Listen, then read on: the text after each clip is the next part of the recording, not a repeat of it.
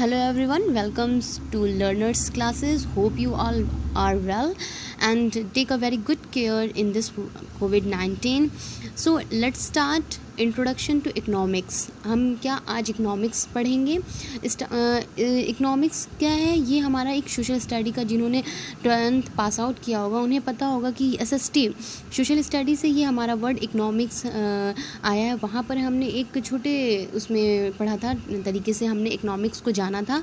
यहाँ पर लेकिन क्या है, अब 11th-12th में हमको इकोनॉमिक्स को एक वाइडर ब्रॉड वे में पढ़ना है, बड़े पैमाने पर पढ़ना है कि इकोनॉमिक्स रियली होता क्या है. अब हम इकोनॉमिक्स क्या है, जो ये हमारी इकोनॉमिक्स है, ये दो पार्ट्स में डिवाइड है, स्टैटिस्टिक्स और माइक्रो इकोनॉमिक्स में.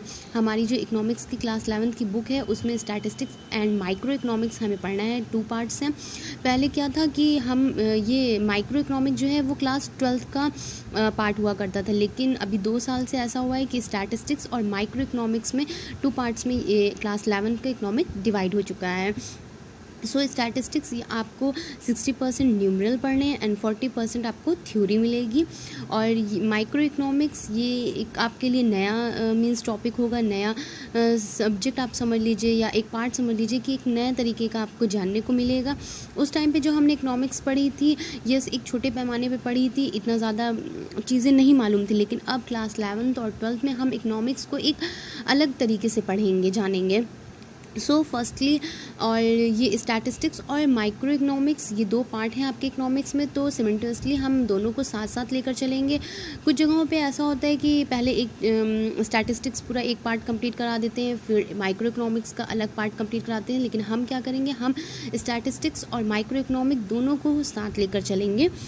तो सबसे पहले ये स्टार्ट करने से पहले हम जानेंगे कि इकोनॉमिक्स क्या होता है. तो कुछ लोग इकोनॉमिक्स को कहते हैं कि वो पैसे से रिलेट करता है, कुछ लोग कहते हैं वो ह्यूमन बिहेवियर से रिलेट करता है. यस ऑफ कोर्स, इकोनॉमिक्स जो है इन सब चीज़ों से मीन्स मिलाकर ही बना हुआ है. इकोनॉमिक्स को अगर हम एक तरीके से जाने, हर ह्यूमन की अपनी अपनी मीन्स थिंकिंग है, थॉट्स हैं इकोनॉमिक्स को लेकर, अपने व्यूज़ हैं. कुछ कहते हैं कि ये पैसे से रिलेट करता है, इकोनॉमिक्स मीन्स इकोनॉमी से रिलेट कर रहा है, ह्यूमन बिहेवियर से रिलेट कर रहा है. तो हम जानेंगे कि फर्स्टली कि जो हम पढ़ने जा रहे हैं इकोनॉमिक्स, इंट्रोडक्शन टू इकोनॉमिक्स, ये आपका 11th का फर्स्ट चैप्टर, वो उसमें इकोनॉमिक्स मीन्स क्या होता है. सो इकोनॉमिक्स मीन्स आप एक सिंपल तरीके से उसकी डिफिनेशन लर्न कर सकते हैं कि ये एक सोशल स्टडी का पार्ट है इकोनॉमिक्स. इकोनॉमिक्स जो है वो हमें डील कराता है ह्यूमन बिहेवियर से, ठीक है. अब ह्यूमन बिहेवियर से डील कराता है जिसमें रिसोर्सेज आते हैं. रिसोर्सेज मीन्स होता है कि पैसा, ठीक है. रिसोर्स मीन्स क्या, जो पैसा हमारे पास पैसा है, हमारी सेटिस्फैक्शन के लिए जो पूरी ज़रूरत हमारी करता है, वो हमारा रिसोर्स है. रिसोर्स की कमी होती है स्कैर. स्कैर मीन्स होता है कमी. अब रिसोर्स की कमी है और इस कमी के बावजूद भी हमें जो रिसोर्स है या जो भी मीन्स प्रोडक्शन होते हैं, जो भी चीज़ें हैं, वो हमें प्रॉपर तरीके से डिस्ट्रीब्यूट करना है ताकि हर एक कंज्यूमर को सेटिस्फैक्शन मिल सके, हर एक कंज्यूमर तक वो प्रॉपर तरीके से पहुंच सके. और एक प्रोड्यूसर के लिए क्या है कि प्रॉफिट होना चाहिए, क्योंकि प्रोड्यूसर जब कोई भी मीन्स अगर प्रोड्यूस कर रहा है तो उसे किस बेसिस पे वो कर रहा है कि उसे प्रॉफिट मिलेगा. अब सोसाइटी फिर होनी चाहिए, सोसाइटी का वेलफेयर, सोशल वेलफेयर होना चाहिए. तो टोटली मिलाकर इकोनॉमिक्स एक ह्यूमन बिहेवियर को हमें बताता है जिसमें स्कैसिटी होती है रिसोर्सेज की, लेकिन वो प्रॉपरली डिस्ट्रीब्यूट होना चाहिए जो रिसोर्स है वो कंज्यूमर को, और इससे क्या है कि प्रॉफिट अर्निंग होनी चाहिए और सोशल वेलफेयर होना चाहिए सोसाइटी का. सो ये हो गया इकोनॉमिक्स. अब क्या है स्कैरिसिटी. अभी आपने एक वर्ड देखा स्कैर. स्कैर मीन्स क्या होता है, कमी. अब कमी क्या है, रिसोर्सेज में है. तो रिसोर्सेज में कमी क्या मीन्स, पैसे में कमी, ठीक है, क्योंकि हमारे वो वांट्स हैं वो अनलिमिटेड हैं और जो सोर्स हैं, रिसोर्सेज जो हैं वो लिमिटेड हैं. सो यहाँ पर एक क्वेश्चन, एक एग्जांपल हम आपको देते हैं, आपको इससे शायद समझ में आए थोड़ा ईजली वे में. सपोज़ हम किसी बेकरी शॉप पर जा रहे हैं, ठीक है. अब हमारे पास 100 रुपीज़ है.